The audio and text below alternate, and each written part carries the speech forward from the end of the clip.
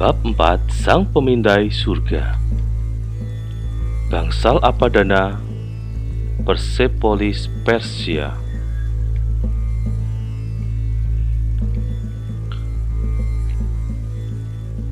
Memamerkan penghayatan kepasrahan total, Kaswa menundukkan kepalanya sekaligus badannya, tetapi tidak hatinya. Tangan kanannya lurus ke samping, tangan satunya menempel di dada. Laki-laki di ujung usia 20-an itu memiliki jiwa sebebas burung-burung. Imajinasinya menyentuh langit, sapuan tintanya sedalam palung samudra. Hatinya lembut oleh kasih, tetapi sikapnya kadang sekeras logam yang paling keras. Nama Kaswa masyhur ke pelosok Persia dan menembus negeri-negeri jauh. Julukan indah dihadiahkan kepada sang pemuda oleh para cendekia, diamini oleh rakyat jelata. Sang Pemindai Surga.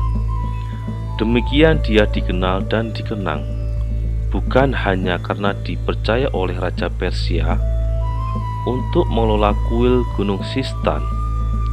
Wujud dedikasinya sebagai ahli mengamati bintang, membaca kabar dari surga, melainkan juga karena dia seorang sastrawan yang dicintai.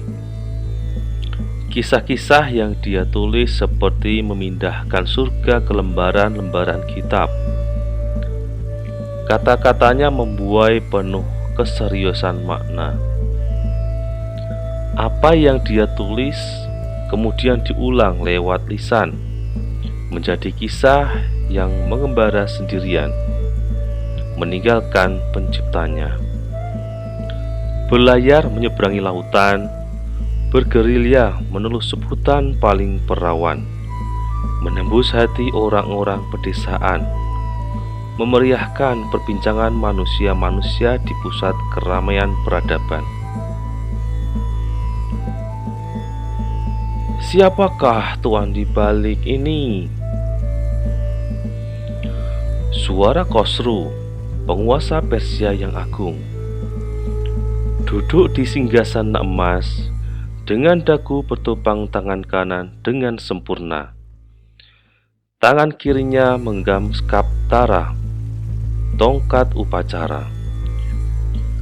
Jubahnya menggelapkan kecemerlangan segala batu mulia. Tatapan matanya meringkus Kaswa dengan kewibawaan yang penuh. Rambut ikalnya menyentuh bahu, kumisnya melintang, janggut licin mengilat. Sebagai ahli waris dinasti Sasania, dia menganggap dirinya sebagai penerus Darius dan Cyrus yang legendaris. Gurita militernya pun mulai menganeksasi Mesir, Lavenia, Anatolia, dan kini melirik Konstantinopel. Sekarang waktunya Nairuza, perayaan musim bunga yang dirayakan rata di pelosok Persia. Di rumah-rumah penduduk, nyala lilin, api unggun, dan api pelita memancarkan sukacita Mitra, anak Ahurmazda, Raja semesta alam. Nairuza adalah waktu bagi manusia untuk merayakan kemenangan Mitra atas kegelapan yang dirajai Agromainu, iblis yang diciptakan Ahura untuk menggoda manusia. Di singgasananya yang berada di puncak Persepolis, sang raja menatap asap dan cahaya-cahaya di rumah-rumah rakyat dari ketinggian. Tepat di Bangsal Apadana, salah satu mahakarya arsitektur terluas di dunia. Bangsal yang dihubungkan oleh gerbang semua bangsa menuju dua tangga pemujaan. Gerbang itu dijaga oleh dua arca kuda berkepala mamut dengan janggut berombak. Hamba insan baru dari bayangan Ahurmazda. Kaswa menjawab tanpa mendongakkan kepalanya, apalagi bersitatap dengan sang raja. Ini sekedar formalitas saja, ritual tanya jawab yang lestari sejak zaman Darius mendirikan Persepolis. Diulang setiap musim semi tiba. Ritual indah dengan latar belakang hamparan hutan membentang hingga ke kaki perbukitan tanah kemerahan di batas-batas horizon. Ketika kekuasaan Persia masih membentang jauh, musim semi menjadi waktu berkumpulnya perwakilan dan duta besar negeri-negeri jauh dari Asia, Afrika, Eropa, bertemu di Persepolis untuk menghormati raja diraja Darius, membawa kabar-kabar gembira dari sungai Danube yang besar, sungai Nil yang abadi, lautan Aegea biru yang damai, dan sungai Indus nan eksotis. Utusan Mesir membawa kereta kuda penuh bahan persembahan. Perwakilan Yunani mengusung emas dan berbagai hadiah. Duta Libya menghadiahkan antelop. Dari Babilonia dikirim kerbau yang mengangkut kain bordir berkualitas terbaik di dunia. Raja India mempersembahkan senjata dan bagal. Gading-gading indah datang dari Abisinia. Penguasa Arab membawa unta-unta terbaik yang mengangkut rempah dan kayu wangi. Pemimpin Afgan membawa hadiah domba dan gulungan kain indah berkualitas tinggi. Kejayaan itu belum sepenuhnya sirna. Setidaknya, Persepolis masih tegak seperti sebuah teriakan lantang panglima perang. Berdiri di atas bangsal Apadana, masih menghadirkan sebuah perasaan akbar. Tanpa dinding yang mengepung, tanpa penghalang, tanpa rasa takut. Sebuah wahana yang menyejarah terletak di lipatan vertikal Guh-e-Rahmat, Gunung Pengampunan. Dibangun persis di jantung Persia, di antara Ecbatana, ibu kota musim panas, dan Susa, pusat keramaian musim dingin. Menjulang dengan pilar-pilar luar biasa megah, menopang istana 100 pilar, taman-taman yang dibangun untuk menyaingi surga, istana tempat tinggal para istri dan putri, dan gudang penyimpanan kekayaan raja. Dinding-dinding menjalani hidup oleh relief bunga teratai dan bunga matahari yang melambangkan kesuburan. Tertulis pada salah satu permukaan dinding putih itu sebuah prasasti yang dibuat 500 tahun sebelum Masehi. Ahura Mazda yang telah menciptakan bumi ini, surga kebaikan bagi manusia, dibangun oleh Darius yang agung. Mengapakah Tuhan turun? Khosru yang agung meneruskan pertanyaannya, menikmati setiap kata yang umurnya berlipat lebih tua dibandingkan usia sang raja. Mahkotanya berkilau, rahang kokohnya terangkat. Dua alisnya yang seperti tumpukan jerami berwarna hitam nyaris bertemu. Tatapan matanya kini menggerus para tamu yang siap berpesta, mengenakan jubah-jubah mahal aneka warna mencolok. Mereka berdiri dengan ketundukan total di bangsal Apadana, menunggu sampai ritual tanya jawab raja dengan ilmuwan kebangsaan istana sekaligus sastrawan kecintaan bangsa Persia, Kasva. Hamba datang karena merindukan cahaya Arimahra merasuk diri Baginda mulia raya. Sang pemuda menjawab lagi pertanyaan sang raja. Dia memulai hitungan mundurnya sampai momentum berakhirnya ritual tanya jawab yang baginya tak lebih dari sekedar basa-basi. "Apakah yang Tuan bawa?" Pertanyaan terakhir sang raja. Kali ini Kaswa mengangkat wajahnya, menegakkan dadanya. Dia tidak mengenakan pakaian yang sepadan dengan keagungan upacara petang itu.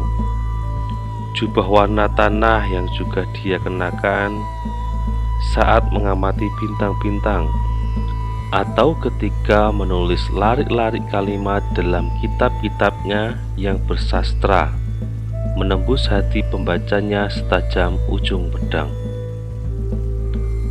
Kabar Ahura, penghapus kegelapan dan kekejian, terbukalah hati dan terbitlah terang.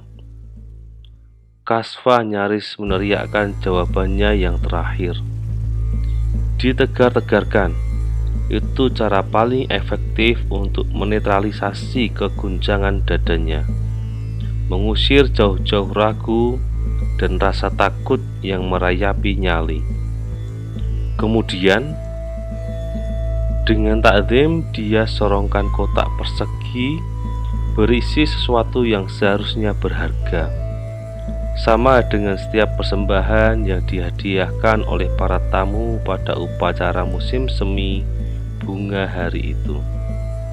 Sang raja menerima persembahan Kasva, sang pemberi hadiah terpilih tahun ini. Dianggap pantas untuk mewakili semua orang yang terundang ke Persepolis. Tentu apapun yang dihadiahkan Kasva selayaknya berupa hadiah yang istimewa. Kasva sendiri betul-betul istimewa. Sementara raja mengelompokkan rakyatnya dalam berbagai golongan pekerjaan, seperti pendeta, militer, tata usaha, rakyat biasa. Kasva dibiarkan memiliki identitas ganda, ilmuwan sekaligus sastrawan. Oleh karena itu, persembahan dari seorang warga negara istimewa selayaknya juga tidak biasa. Seluruh persembahan para terundang akan mereka antarkan sendiri ke istana 100 pilar, dikawal remang penerangan obor-obor istana dan aroma dupa wangi yang mengawini udara. Sementara persembahan yang terpilih akan dibuka oleh raja di hadapan para hadirin. Reaksi sang raja akan menjadi ukuran apakah persembahan itu diterima dengan sukacita atau kemarahan yang maha daya. Persembahan Kasva akan menentukan masa depannya. Semakin berpendar laksana bintang paling cemerlang, atau justru tersaruk dalam kenistaan paling menyedihkan. Semua tergantung pada reaksi sang raja terhadap persembahannya. Kotak kayu itu dibuka. Tidak ada sesuatu yang menjanjikan dari kotak sederhana yang bahkan tidak dipelitur dengan baik itu. Jika yang memberikan bukan sang pemindai surga, tentu ekspektasi siapapun tidak akan berlebihan. Namun, setiap mata yang menyaksikan detik-detik itu masih berharap ada sesuatu yang tidak biasa di dalamnya. Sesuatu yang paling tidak bernilai seni tinggi sebagaimana Kasva dipahami sebagai seorang pekerja seni selama ini. Selembar kaligrafi, tumpukan jeram hitam di atas kedua mata Khosrow kembali nyaris bertaut. Seorang yang terlihat rentah, tetapi pesolek ulung membantu sang raja untuk mengeluarkan lembaran papirus dari kotak kayu yang kemudian dia ambil dari tangan majikan agungnya. Lelaki tua itu berpakaian sutra yang tampak berlebih-lebihan. Ada yang meratai wajah keriputnya pun tak kalah berlebihan. Celak tebal, bedak, dan pemerah bibir aneh dan tidak sinkron dengan tulang wajahnya yang mirip patung kayu. Dia seorang katra istimewa. Di luar itu semua, gerakan tulus dan sigap. Sekejap lembaran kaligrafi itu sepenuhnya ada di tangan raja. Khosrow mengilatkan pandangannya sekilas ke Kaswa sebelum mengeja kata per kata dalam lembaran kaligrafi itu keras-keras. Ta'zim kami kepada para pelindung Phrafaces yang teguh, yang bertarung di sisi Tuhan. Mereka datang kepadanya laksana gerombolan elang perkasa. Mereka datang bak senjata dan perisai, melindungnya dari belakang dan dari depan, dari yang tidak terlihat, dari iblis varenya betina, dari semua penyebar kebatilan yang ingin mencelakainya, dan dari iblis yang menginginkan musnah. Agramainu. Seakan ada ribuan orang melindungi satu manusia, sehingga tidak ada pedang yang terhunus, gada yang diayun, panah yang meluncur, busur, lembing yang terbang, ataupun batu yang dilempar bisa mencelakainya.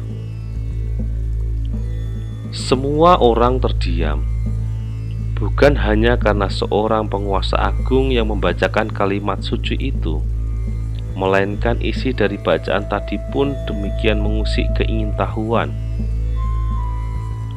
Khosrow sudah yakin Kaswa sedang menanti sebuah pertanyaan. Dia membiarkan pemuda kebanggaan Persia itu untuk bersitatap dengannya. Aku sudah lama tidak membaca Zend Avesta, tapi selain engkau menulisnya dengan kaligrafi yang indah, aku pikir ada yang hendak engkau sampaikan, Kaswa. Ditahannya sesaat kata-kata yang berdaya hantam. Siapa Phrafaces? Setidaknya, siapa Phrafaces menurutmu? Kaswa mengangkat wajah secara penuh. Berdirinya menegak. Butuh beberapa detik untuk memastikan hatinya. Ini bukan sebuah putusan yang akan dia sesali seumur hidup. Dia paham benar ada yang dipertaruhkan sebagai konsekuensi apa yang akan dia katakan, nyawanya. Tidak ada jalan pulang.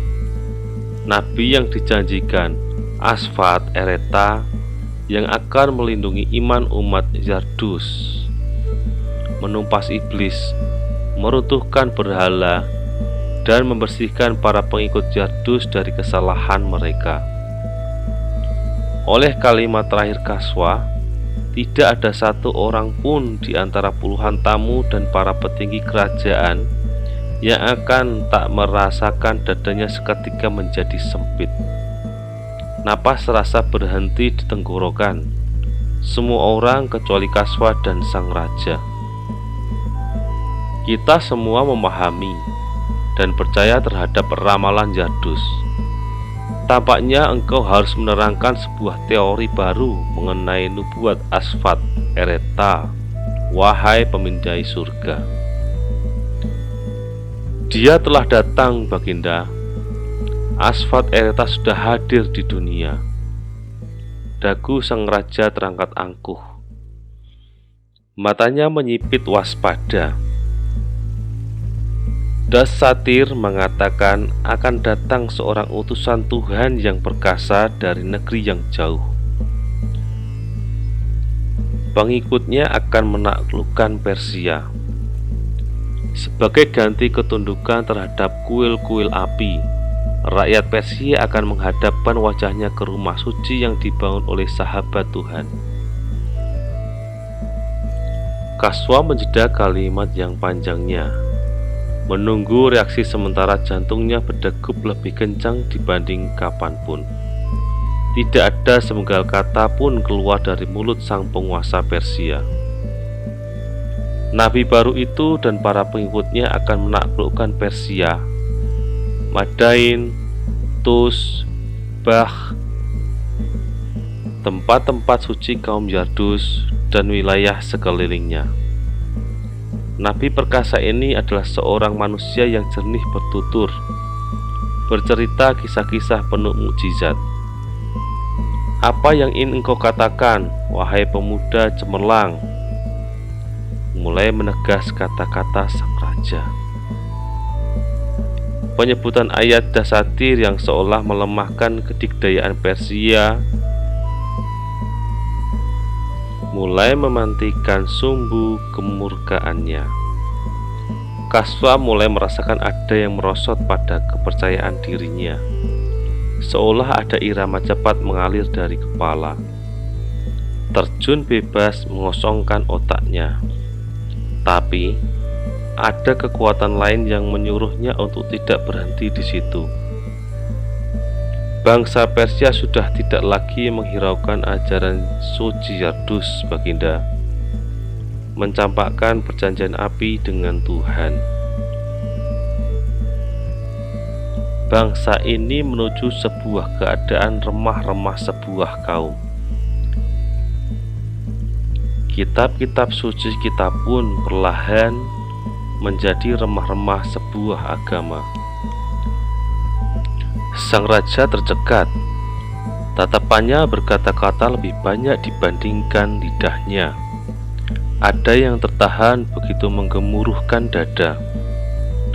Berkelindan kisah menggetarkan hampir setengah abad sebelumnya, ketika suatu malam istananya hancur, 14 berandanya runtuh. Api Persia yang tidak pernah padam selama 1000 tahun seperti tertimpa badai, mati seketika. Peristiwa tak terjemahkan yang detik ini seperti mendapat konfirmasi yang tidak ingin dia percayai. Kaswa memahami ketercekatan Khosrow sebagai momentumnya. Saat ini seorang yang mulia, jauh di luar Persia, menyempurnakan nubuat itu. Wahai raja yang mulia, bukankah sudah waktunya kita kembali ke ajaran murni Yardus, agar Ahura benar-benar menghapus kegelapan dan kekejian sehingga terbukalah hati dan terbitlah terang? Sang raja masih enggan berbicara. Tubuhnya yang mulia seolah berusaha menguapkan aura api dari dalam dirinya. Diam untuk berpikir, mencerna dengan baik agar keluar kata-kata yang baik, kata-kata seorang raja yang agung dan berkuasa. Kaswa, terbit juga apa yang ditunggu orang-orang. Sang Khosrow berkata, seharusnya aku minta Algojogo memenggal kepalamu detik ini juga. Setiap jantung yang berdetak menjelang malam itu seolah ketakutan, mendengup dengan ritme yang tak biasa, mulai menghitung kemungkinan sesuatu yang buruk akan terjadi. Seharusnya aku biarkan kepalamu menggelinding ke lantai Apadana, sehingga merah darahmu mengotori lantai putihku. Namun, aku masih mengasihi usia mudamu, gejolak remajamu, kecemerlangan otakmu, dan keindahan sastramu.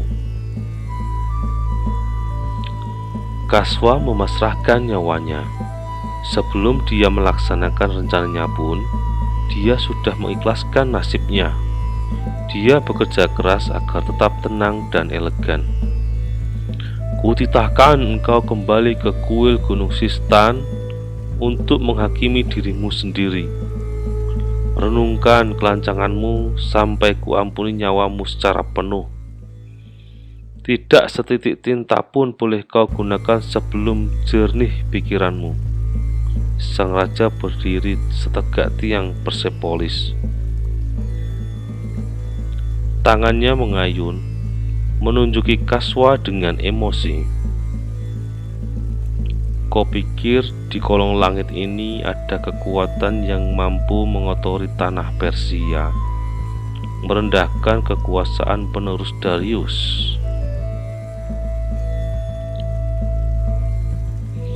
Kaswa beku di tempatnya berdiri. Tatapannya bergoyang-goyang tak menentu. Tidak ada yang dia sesali dari semua kata-katanya, tetapi ada yang dia rasa telah keluar dari perkiraan. Ketika Khosrow mengibaskan jubahnya, lalu meninggalkan singgasananya dengan kemarahan yang tidak pernah semeluap itu selama dia bertahta, Kaswa merasakan angin dingin meringkusnya dengan cara yang paling menyakitkan. Lalu terdengar teriakan Kastra. Khosrow yang mulia raya berkenan meninggalkan tempat upacara. Tuan-tuan harap berdiri. Ada yang mengkristal di benak Kaswa seketika. Aku harus meninggalkan Persia.